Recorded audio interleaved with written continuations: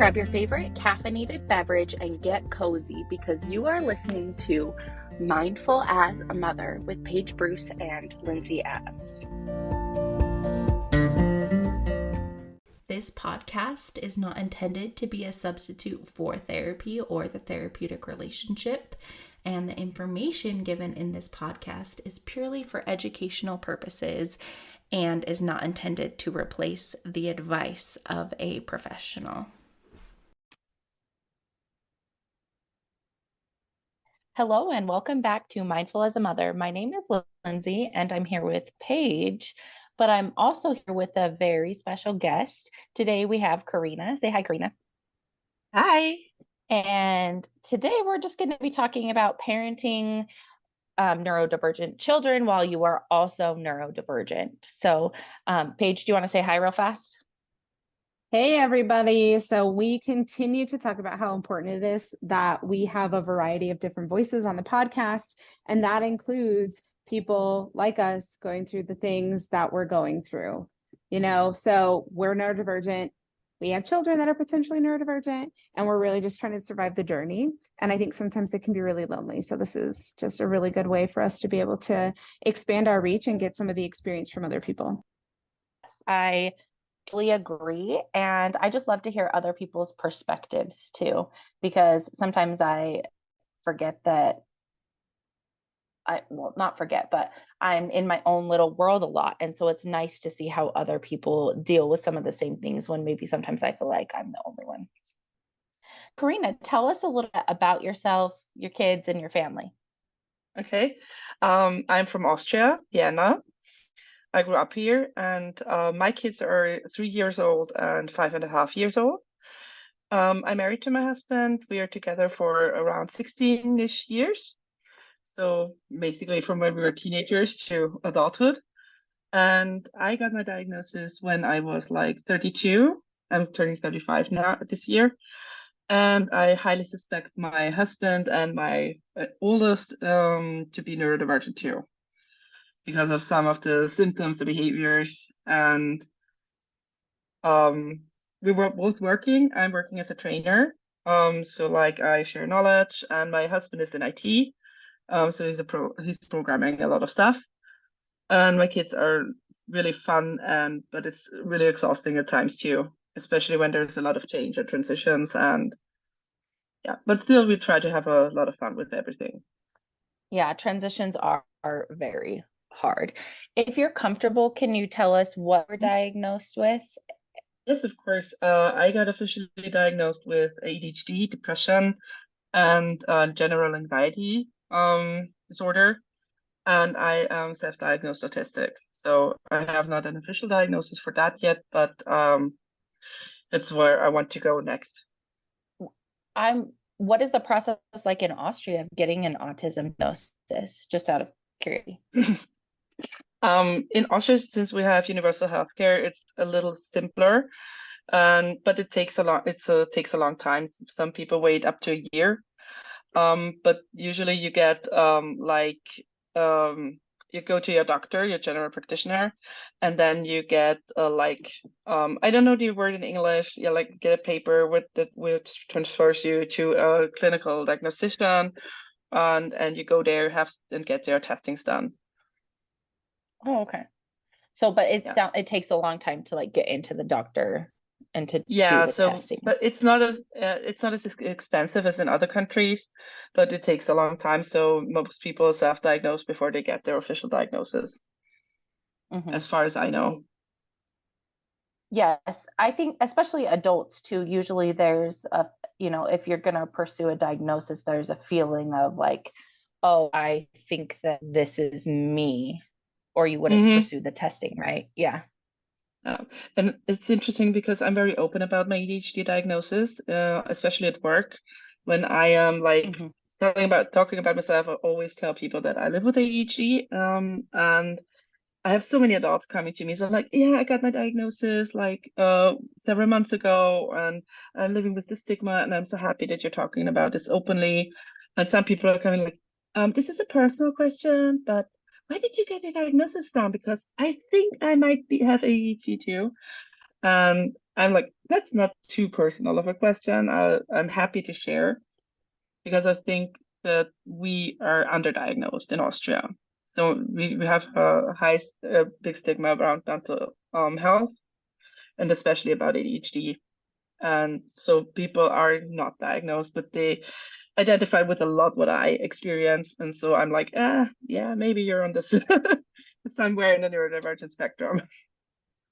Did you suspect you were ADHD when you were diagnosed, or was that a shock to you? No, I suspected it when I was a teenager, but then I didn't pursue a diagnosis. And then when I had my first kid, when I had Lucas, the one who's 5.5 years old, I was like so overwhelmed with like organizing not one life, but two or more or less three. And when I got pregnant with my second kid, I was like, okay, now I need to get something like in my hands, like a diagnosis or on paper, because I feel like I'm doing everything and it's still not enough and something's wrong with me and I don't know what. That's why I pursued a diagnosis, because it was important to me to understand where my issues are coming from. That's I think and oh, go ahead, Paige. I was just going to say, I think that that's a really big part of obtaining a diagnosis, even if you've been able to successfully hack your brain or gain skills. And I think that of our children too, just knowing that you're not alone in what you're experiencing and why you're experiencing what you're experiencing, I think can be supportive. Yes, because I especially learned that you can try to solve different problems and throw things at this, and some things get stuck and some things don't work. And if you know where your issues are coming from, you have a better chance on like putting your finger on it and making it better, you know? I can try different things, but if they're more for people who are neurotypical, they won't work for me. And so now that I know, okay, this is a thing in my brain chemistry that I can change, I don't feel like as incompetent anymore. It makes me like more self-aware, and I know where I need some assistance and where I need another kind of support that other people may not need. And that's okay. Before I had my diagnosis, it was more like, why do I need so much support? Why can't I do the things that that other people seem to do so easily and have energy and be like don't be like organized and stuff like and punctual? And it was like, where do they get it from? And now I know. That's why I think it's so important to get diagnosed or at least self-diagnosed. I can really relate to that because I was diagnosed in my 30s. I had 3 kids by that point with ADHD. And before that, I felt like I was on this hamster wheel of like, why can't I figure this out? What's wrong with me?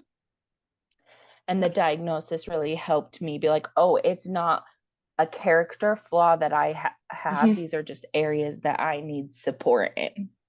Yes. Especially since I was like, I wanted to understand where my kids are coming from, like even when Lucas was a baby. And I really immersed myself into psychology and how a baby's brain develops. Like now I know it's a hyper focus. I was hyper focused on breastfeeding and bottle feeding and everything like what that came with that. So now I know it was hyper focus. So it was then that's when I tried to understand emotional regulation and how to talk to kids and how I can raise my kids different from the way I have been raised, because I wasn't diagnosed when I was a kid. Yeah. And one of our February episodes, we did an interview with 2 doctors who actually specialize in doing the neuropsych exams for these diagnoses and supporting families. That was our ADHD Different Thinkers, or Different Thinkers, ADHD is the actual title of the book. But in it, they talk about how as humans, as children, like later into adulthood, we are so aware of what's different that oftentimes if we don't get ahead of it with our own children or with ourselves, like these are great examples, then we start labeling like self-deprecating ideas and these really negative labels to us to justify like, oh, what our experience is and why it's different than Joe down the road or by, our neurotypical counterpart. And so I think sharing our stories of diagnosing later in life, when finally the demands of our life just outweighed whatever skills we had accumulated up to that point to manage shows that we had like, oh, I'm lazy, oh, I just can't focus, oh, it's like all these like self labels. And lately Yeah. Lindsay in the word quirky a lot, or I've been forcing it on Lindsay because it's just part of the quirks. Like there's nothing wrong with us, but like this is just part of the quirks. Yeah, especially the lazy part. Like when I discussed this with people, they were like, "Oh, you're just lazy," and it's like, that's not it. It's like I want to, but I can't because executive function, and it's so complicated to explain what. Because everybody has those ADHD symptoms sometimes, but it's not like if you have ADHD, you can't get off of it. It's not like, oh, this day I have it and tomorrow I don't have it because I slept better. And then I realized that I transferred this to my kids, like when I was like, oh, they're not picking up, they're lazy and they don't want to, and they defy me because they think it's fun. And then it was like, okay, I need to reframe. They aren't doing this on purpose. They aren't hurting me on purpose. It's just me who needs to learn to regulate and to get more in tune with myself. That's what another reason why I was going for a diagnosis, because I realized that my anger, my frustration, and my level of window of tolerance was so small, and I wanted to have something that makes this change so I can be there for my kids and not like lash out at everything they do.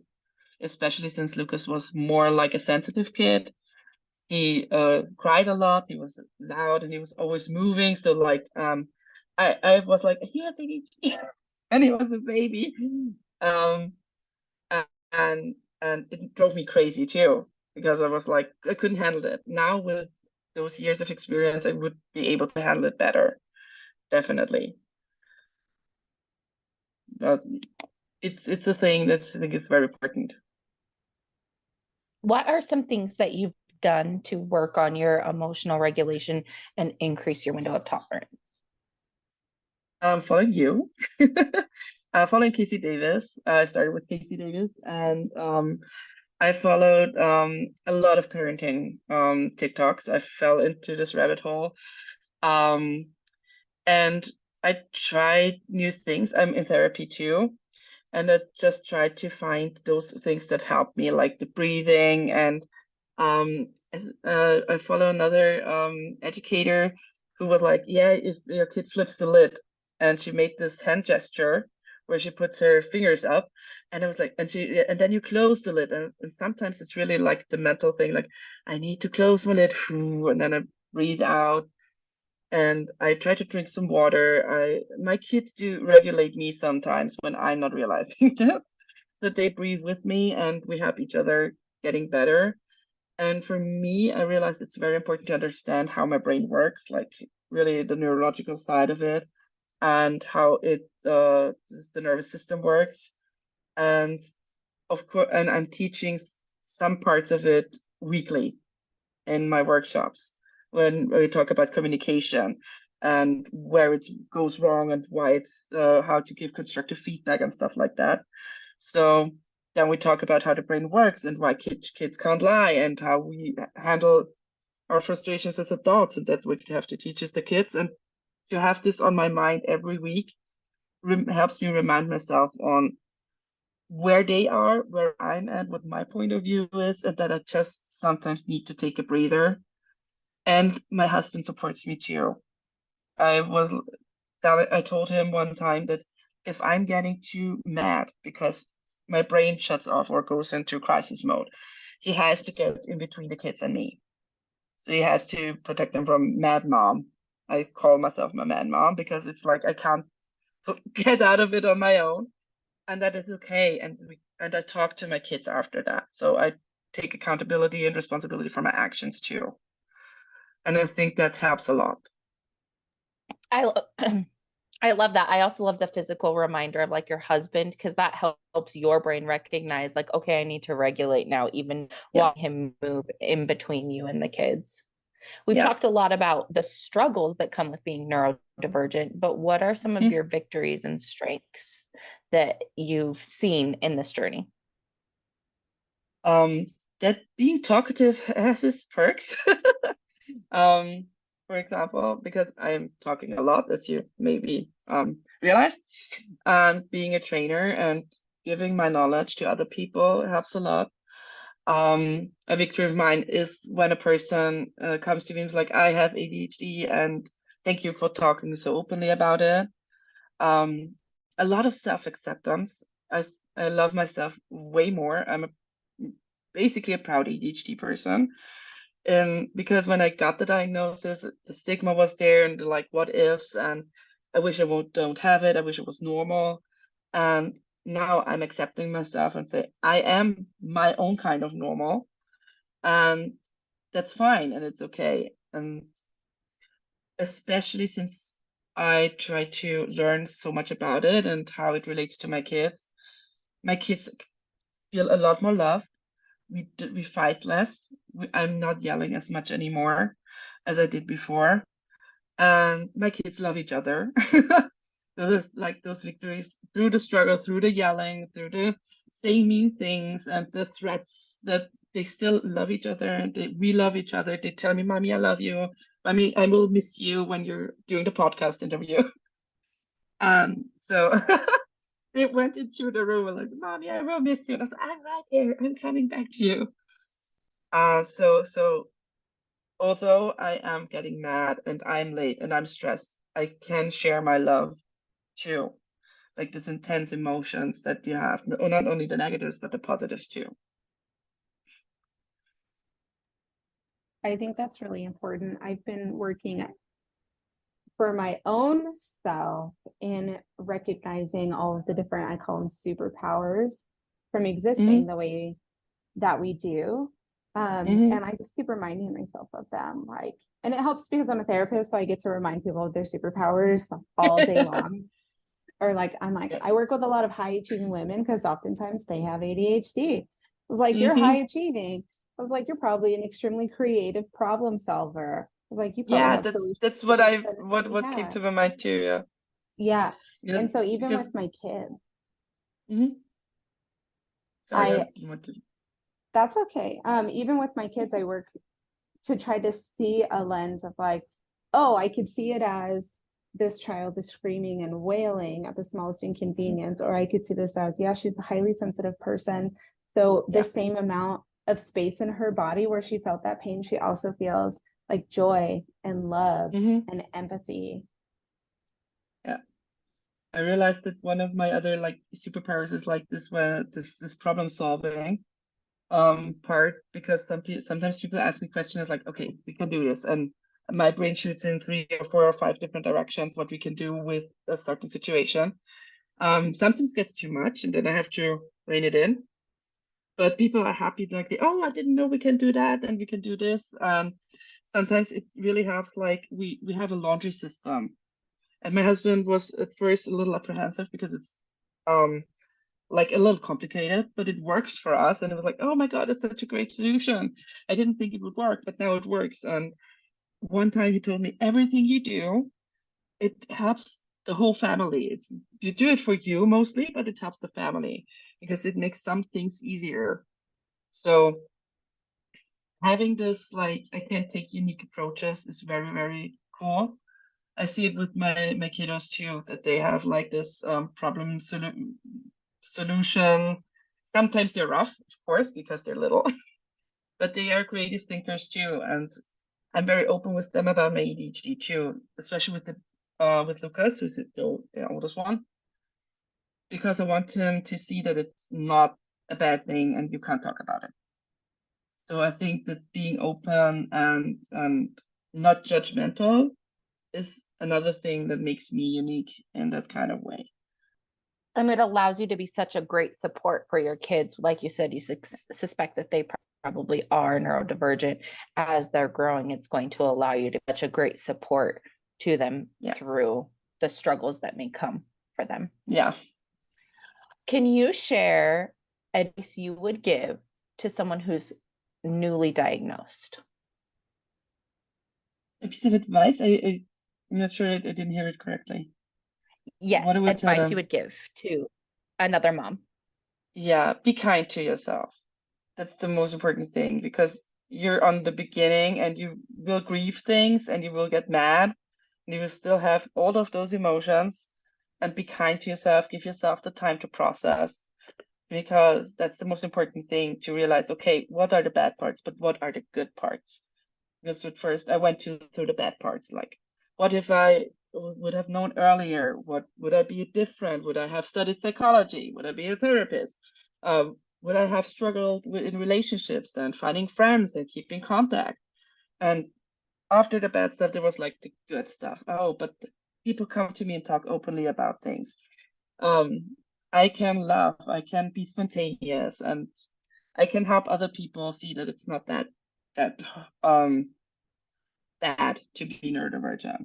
And I have this, it seems in Austria at least, this unique point of view that we shouldn't work against each other, because I know people who are like, oh no, we neurodivergent, we should be on our own, and the others we don't need. And I was like, no, we need each other, because we need the talkatives and we need the ones who are more organized, and we need each other to like work together and build something great. And it should never be we against them, so not us together. But be kind to yourself. You will get there. It will take some time, but you will get there. Oh, we both muted and unmuted at the same time. Paige and I have, that's funny. We've created the system on Zoom where whoever unmutes, we know they're going to talk, so we don't talk over each other. And sometimes we just mute and unmute at the same time. Do you want to share what you wanted to say, Paige?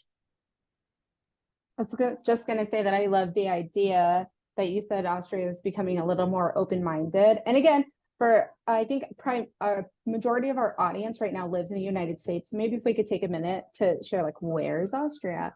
Generally what it's like. It is not the United States. And it's like no, it's 9 o'clock where you are. But my new favorite quote is, neurodiversity is like to humankind, like biodiversity is to the ecosystem. It's like I saw this today. I love it. Yes, we cannot continue to thrive and exist as humankind without neurodiversity. Exactly. That's what I loved about the newsletter when I read it, because it's exactly that.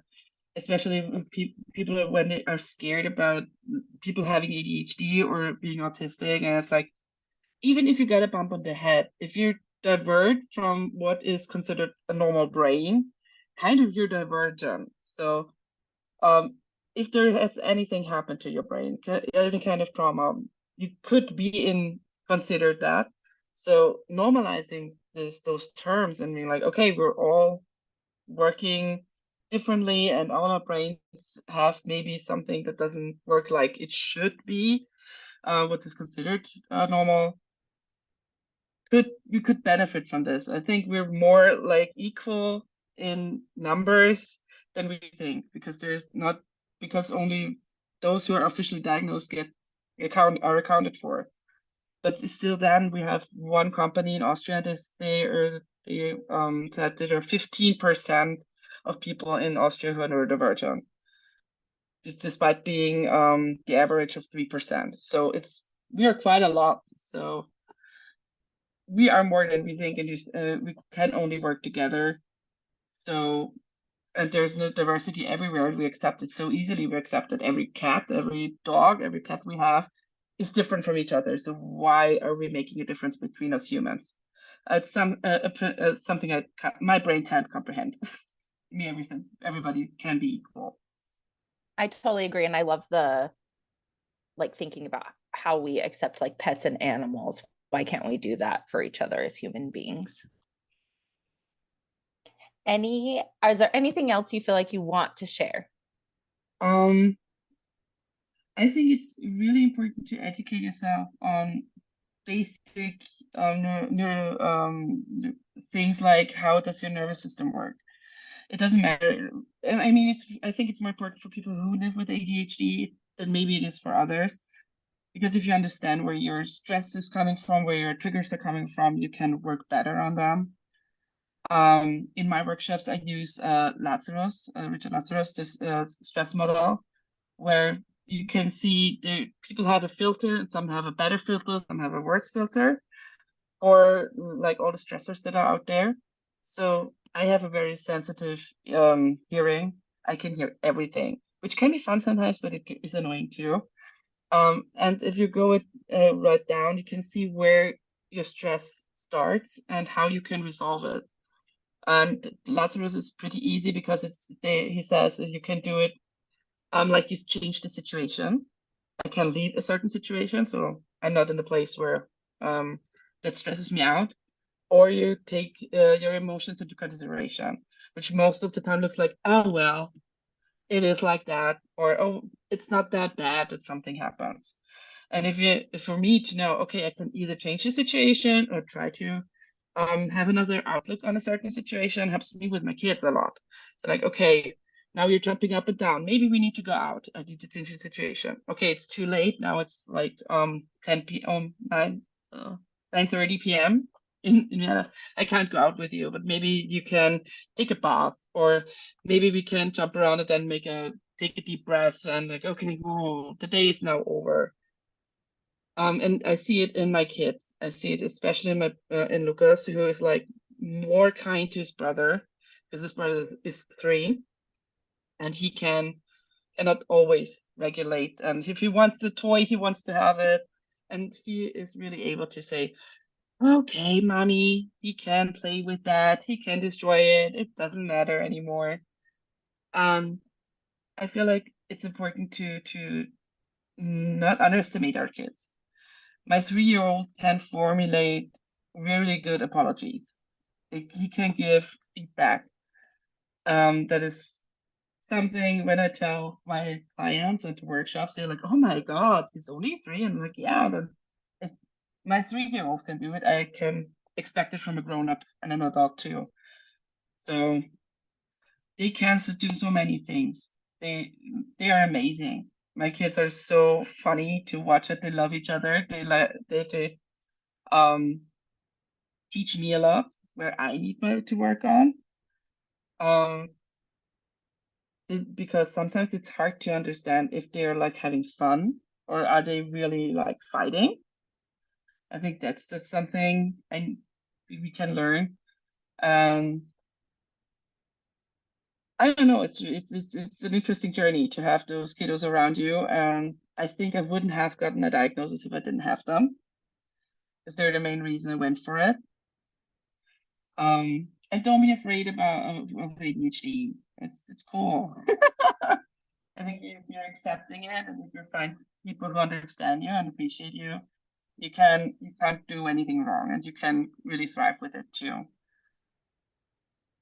I love that. ADHD is cool.